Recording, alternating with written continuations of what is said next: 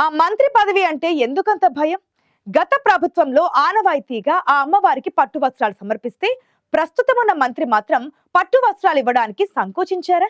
ఒక్కసారి ఆ మంత్రి పదవిలో కొనసాగితే రెండోసారి రాజకీయ భవిష్యత్ ప్రశ్నార్థకంగా మారుతుందనే నానుడిని తిరగరాసిన ఆ నేతను మర్చిపోయారా?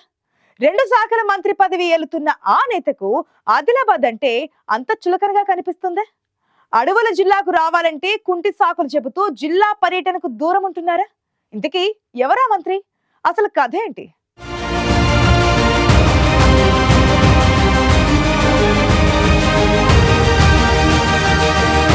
కాంగ్రెస్ పార్టీ అధికారాన్ని చేపట్టి ఏడాది గడిచినప్పటికీ కీలకమైన ఆ రెండు మంత్రి పదవుల్లో కొనసాగుతున్న ఆ నాయకురాలు అడవుల జిల్లా ఆదిలాబాద్కు రాకపోవడంపై ప్రతిపక్ష పార్టీలు విమర్శలు గుప్పిస్తున్నాయి. ఇందుకే ఆమె ఎవరో కాదు, అటవీ దేవాదాయ శాఖ మంత్రిగా ఉన్న కొండా సురేఖ.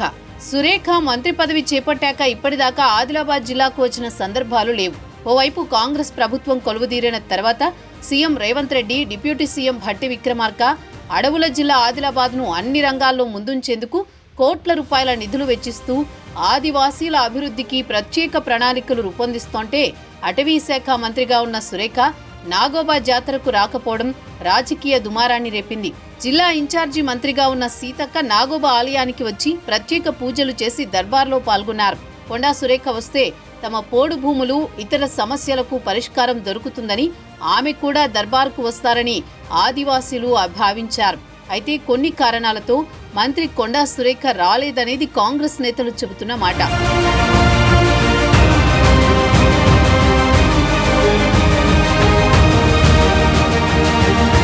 భారతదేశంలో రెండవ జ్ఞాన సరస్వతి నిలయంగా వెలుగొందుతోన్న బాసర పుణ్యక్షేత్రాన గత ఏడాది సరస్వతి అమ్మవారి జన్మదినం రోజైన వసంత పంచమి రోజున ప్రభుత్వం తరపున అధికారికంగా దేవాదాయ శాఖ మంత్రి సురేఖ అమ్మవారికి పట్టు వస్త్రాలు సమర్పించాల్సి ఉంది.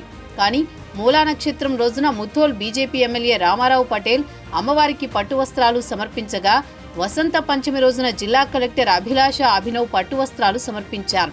అధికారికంగా వసంత పంచమి రోజున కొండా సురేఖ వస్తారని, ఆమె పర్యటన ఖరారైందని జిల్లా అధికారులు ప్రకటించారు.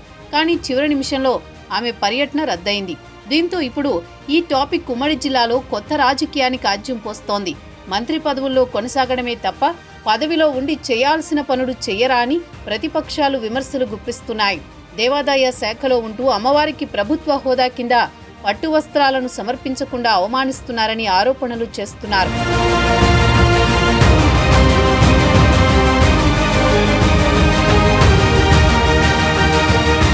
మాజీ మంత్రి అల్లోల ఇంద్రకరణ్ రెడ్డి గతంలో అటవీ దేవాదాయ శాఖ మంత్రిగా ఉన్నప్పుడు అమ్మవారికి పట్టు వస్త్రాలు సమర్పించారు. దేవాదాయ శాఖ మంత్రిగా పనిచేస్తే మరోసారి గెలవడం కష్టమనే సెంటిమెంట్ ఉంది. రాజకీయ భవిష్యత్తు కూడా శూన్యమనే అభిప్రాయం కూడా బలంగా ఉంది.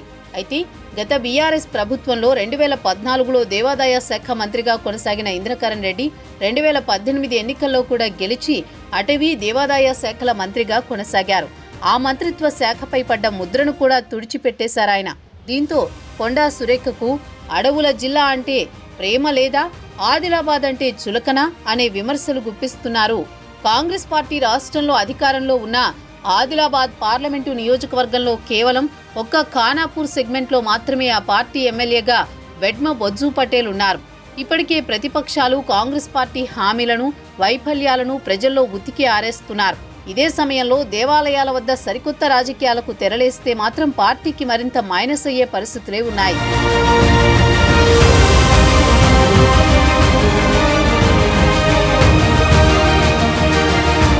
ఏడాది గడిచిపోయినా కాంగ్రెస్ ప్రభుత్వంలో మంత్రివర్గ విస్తరణ జరగలేదు. ఆశలు పెట్టుకున్న వారికి పదవులు కేటాయించకపోవడం, ఒక్కొక్కరికి 2 మంత్రిత్వ శాఖలు కేటాయించడంతోనే ఈ పరిస్థితి ఏర్పడుతుందని రాజకీయ విశ్లేషకులు అంటున్నారు. మరి ఇప్పటికైనా కాంగ్రెస్ అధిష్టానం మంత్రివర్గ కూర్పును తొందరగా పూర్తి చేస్తుందో, లేదంటే అన్ని వర్గాల నుంచి వ్యతిరేకతను కూడగట్టుకుంటుందో చూడాలి.